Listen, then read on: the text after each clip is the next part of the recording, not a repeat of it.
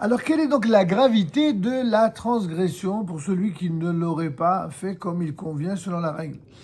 En fait, d'après la Torah, la punition prévue pour quiconque enfreint ce commandement est très sévère.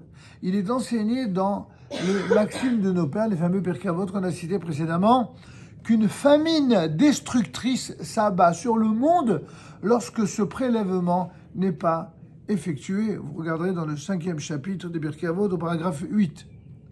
De plus, le Talmud nous enseigne que quiconque ne prélève pas la hallah ne verra pas de bénédiction dans ses récoltes et sera frappé par l'épidémie. Dieu préserve. Pourquoi? Pourquoi? Parce que c'est une forme d'ingratitude. Et parmi les graves fautes qu'un juif pourrait commettre vis-à-vis de son Dieu, c'est la gravité de l'ingratitude est une des pires. D'ailleurs, si vous deviez comparer à quelque chose de très humain, imaginez des parents qui ont tout donné, leur amour, leur santé, leur argent, leur éducation à un enfant, et que l'enfant, en grandissant, au lieu de se montrer respectueux et reconnaissant, il se montre non seulement arrogant, c'est malheureusement souvent le cas dans les nouvelles générations, mais en plus de ça, il va pousser l'arrogant jusqu'à dire « Qu'est-ce que t'as jamais rien fait pour moi ?» Ça s'appelle être kifouillé tova, être ingrat. Or, quelqu'un qui est ingrat vis-à-vis de Dieu, ça c'est évident qu'il le sera vis-à-vis de tout le monde, y compris de ses parents. Mais le contraire pourrait être vrai aussi. Quelqu'un qui est ingrat vis-à-vis de ses parents le sera malheureusement immanquablement vis-à-vis de Dieu. Alors toutes ces règles ont pour but tout ce que nous avons dit précédemment, mais aussi pour éviter la moindre ingratitude. Et si malgré tout nous n'en tenions pas compte, alors la sanction risquerait, chas v'shalom, d'être terrible. Enfin, sa propre récolte sera consommée par des étrangers, ainsi que la Torah nous l'enseigne. Et je vous frapperai d'affolement. Ça veut dire quoi d'affolement? Nos sages nous disent, ne lis pas Behala, qui signifie affolement, mais lis plutôt Behala, un jeu de mots, par la faute de n'avoir pas prélevé la Hala. Cette faute d'ingratitude que tu as commise vis-à-vis d'Hachem, eh bien, elle va te poursuivre au point de te rendre fou, c'est-à-dire témoin de choses irrationnelles qui vont te rendre complètement dingue. La punition infligée, elle est très sévère car la Torah n'ayant fixé aucune quantité à ce prélèvement, il aurait suffi d'en prélever une quantité même infime pour s'acquitter de son obligation. On part sur le plan de la Mitzvah Minatora, parce qu'après Midarabanan, on verra qu'il y a différentes options, différents avis. Mais sur le plan de la Torah, à peine un petit peu, il aurait prélevé. Il ne le fait même pas.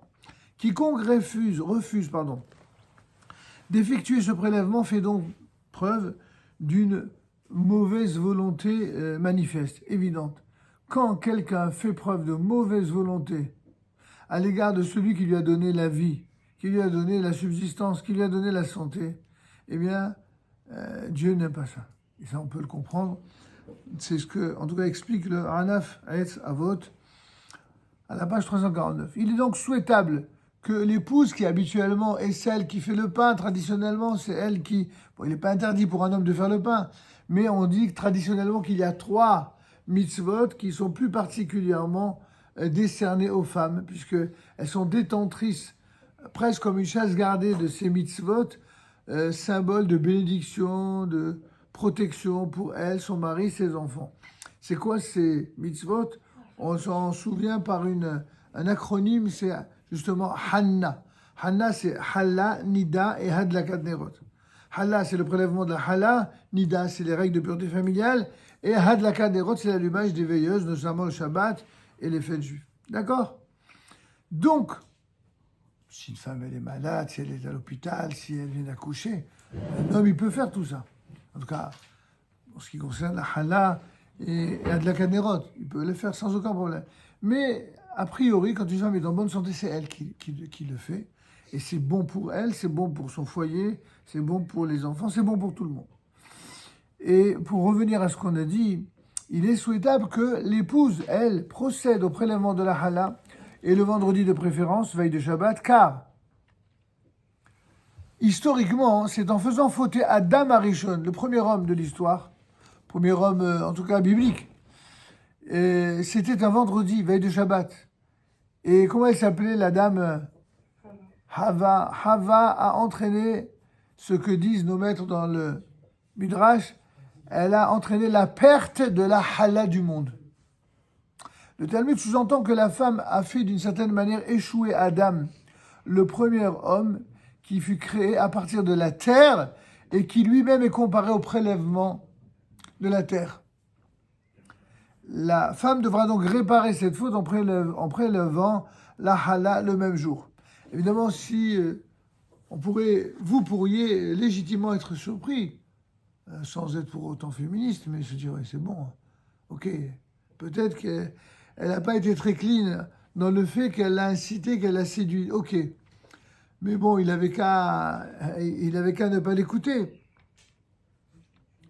De là, on apprend que, d'ailleurs, c'est ce que le Midrash dit avec beaucoup d'humour. Quand Dieu lui reproche d'avoir fauté, il lui dit, ouais, mais c'est cette femme-là que tu m'as mis. Proche de moi, hein, c'est elle. Et depuis, d'ailleurs, à chaque fois que les hommes font une bêtise, à qui ils s'en prennent? À leur femme. C'est presque naturel. N'est-ce pas, messieurs? Alors, bon, il ne s'agit pas de prendre ça à la rigolade. Il s'agit de dire que c'est vrai. C'est quelque chose qu'on ne peut pas nier. Un homme va plus facilement ou plus difficilement fauter en fonction de la femme qu'il va épouser. C'est vrai. Il ne s'agit pas de se laver les mains de toute responsabilité, dans un sens ou dans l'autre. Il s'agit de dire qu'une femme, Dieu l'a dotée naturellement de tous les ingrédients ou artifices qui font qu'un homme s'intéresse de près à elle. Alors, ça passe souvent par la séduction, mais finalement, cette séduction, soit elle est utilisée à bon escient, et on dira de cette femme que c'est une échelle Khaïl, une femme pieuse, c'est-à-dire qu'elle incite un homme à monter, pas au rideau, à monter sur le plan moral et spirituel, à grimper, c'est-à-dire, et oui, c'est un homme, quand il voit une femme, il sourit, et il commence à avoir le cœur qui bat la chamade, et il a des désirs qui quoi? Si pour faire plaisir à sa femme, elle l'incite à faire des choses bien qui le rendent plus grand, c'est donc cette femme, elle est exceptionnelle. C'est qu'elle est vraiment, c'est ce qu'on appelle, dans la tradition juive, un top modèle. Définition juive du top modèle, évidemment revue et corrigée de ce que d'aucuns appellent un top modèle que par l'extériorité de son apparence ou de sa plastique. Non. Top modèle, c'est-à-dire une femme qui, en fait de compte, pèse de tout son poids, de son charme sur l'homme qu'elle aime pour qu'il devienne un mensch, quoi, un super homme. C'est ça, une femme bien. C'est ce qu'on appelle une chetraille. Mais une femme qui n'est pas si bien que cela, elle se servira de son charme pour faire tourner la tête. Et en plus de ça, elle ne se contentera pas forcément de faire tourner la tête à son homme, mais à faire tourner la tête à beaucoup d'autres hommes. Et là, ça commence à être problématique.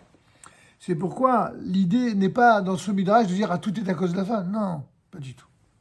De la même manière qu'un homme bien, on dira que c'est un homme bien et qu'un homme tordu, c'est un homme tordu. On dira la même chose pour une femme, c'est tout.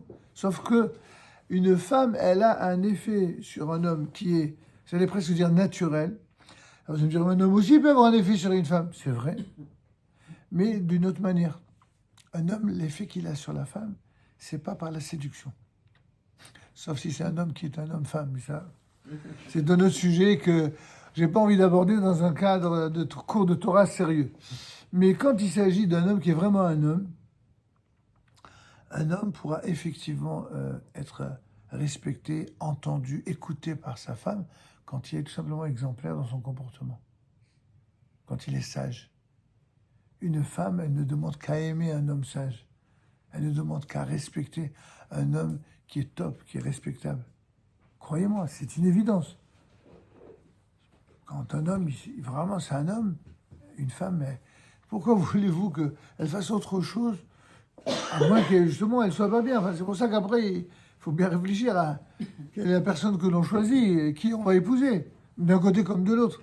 Mais il y a des choses qui sont inhérentes à la condition même de la féminité ou de la masculinité, et c'est donc ce que l'on vient de nous dire ici. La femme s'est servie de son charme pour faire tomber l'homme. Maintenant, la femme elle-même, pourquoi elle est tombée? Parce qu'elle est succombée au serpent. Le serpent, c'est ce qui est de la tradition juive, et l'animal qui symbolise le mauvais penchant. Le mauvais penchant, c'est tout ce qui, dans la nature humaine, pour le coup, homme ou femme, eh bien, incite à faire quelque chose dont on sait intellectuellement que c'est pas bien. Et malgré tout, on le fait. Pourquoi on le fait? Parce qu'on accepte de se plier ou d'assouvir quelque chose qui nous amène à être esclaves et de le vouloir.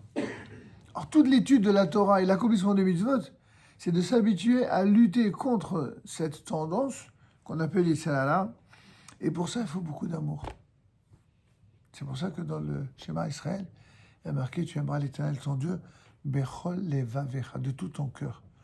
Donc ça, il faut remarquer qu'il n'y a pas marqué « bechol libecha ». En hébreu moderne, comment dirions-nous de tout ton cœur, bechol libecha.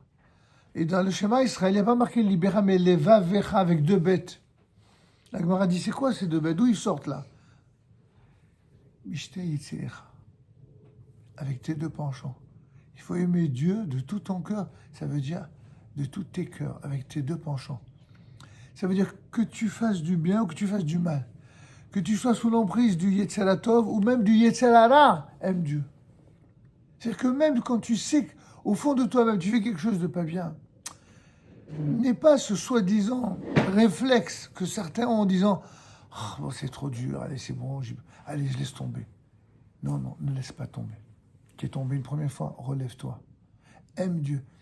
Il n'y a que quand on aime, que même quand on a fauté, même quand on a commis une faute, eh bien, on se dit, c'est pas bien, il faut s'arrêter. C'est ce qu'on appelle le tikkun, la réparation d'une faute. Et quelqu'un ne peut pas réparer la faute forcément du premier coup. Alors, deuxième fois, bon, après, Dieu lui donne 70 ans ou 80, dans le meilleur des cas, et plus s'il a un bonus, pour que, avant de retourner là-haut, bah, il ait eu le temps de réparer. Donc si toute la vie il passe son temps à perdre toutes les chances qui lui sont données de faire teshuva, après c'est lui qui voit. Mais c'est ça l'histoire, c'est ça la Avodat Hashem, c'est ça le combat quotidien. Et c'est pour ça qu'on a le devoir, mais aussi le besoin, la nécessité absolue d'étudier la Torah et d'accomplir les mitzvot en permanence. Un homme qui n'étudie pas la Torah en permanence, qui n'accomplit pas les mitzvot en permanence, mais il est sûr de tomber sur les tzara, ou devant les tzara. Et une femme aussi, visiblement. Donc, vous avez bien compris qu'ici, il s'agit d'une gravité de transgression parce que elle ne révèle pas simplement comme on l'a dit plus haut, une ingratitude. Elle ne révèle pas seulement un mauvais retour des choses, mais elle révèle un état d'esprit qui risque de nous accompagner, d'avoir des conséquences sur notre vie, sur notre manière de penser, sur notre manière de nous comporter, d'agir, parfois de nous exprimer, et aussi sur la parnassa. C'est tout ça à la fois. Non, il n'y a pas de question là-dessus? Oui. J'ai une question sur le prélèvement. Une fois qu'on fait le prélèvement, on met où ce prélèvement? On va y venir. On n'a pas encore abordé le déroulement. C'est juste la vidéo d'après, le déroulement du prélèvement.